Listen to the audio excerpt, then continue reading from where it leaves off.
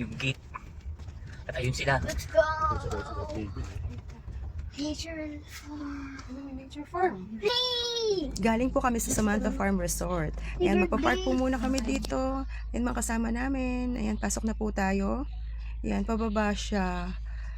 Di ba, ang ganda. Sa pagpasok mo pa lang, farm siya. Ayan, pwede ka dyan magtambay, mag-inuman.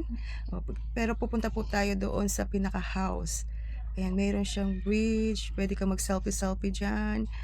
Ang ganda mag-moment-moment. Ayan po. Ayan, may picture ako dyan. Mamaya ipopost ko. Ayan, di ba ba? Ang layo niya. Kinat-cut ko na lang pero medyo malayo din. Ayan na po yung swimming pool. O, di ba? Ang ganda niya. Ayan, doon po kami natulog. May 2 kwarto yan at saka CR. Mayroon din po doon sa ayan, mayroon din po yan sa taas. May kwarto at saka sa ilalim. Ayan po. May jacuzzi din siya sa tabi ng bahay. Pwede pong mag-inuman din doon. Ayan naman po yung sa likod ng bahay. Ayan, ang ganda. Tapos sa likod po mismo ng bahay, sa ilalim, mayroon po siyang river. Ayan, tingnan natin. Baba tayo. Tingnan po natin yung river. Diyan po kami nag-enjoy. Actually, diyan kami nagbabad. Ang lamig ng tubig.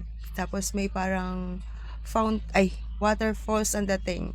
Daig pa ang jacuzzi na nakmamassage. Yan, lakad po tayo.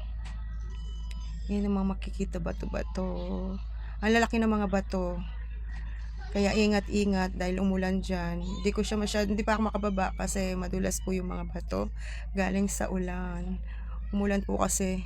Ayan, ayan yung parang may mini waterfalls. Doon kami nag-swimming. Ayan po, at akyat na tayo. At ayan po pala ang nangyayari sa loob ng bahay. Panoorin niyo po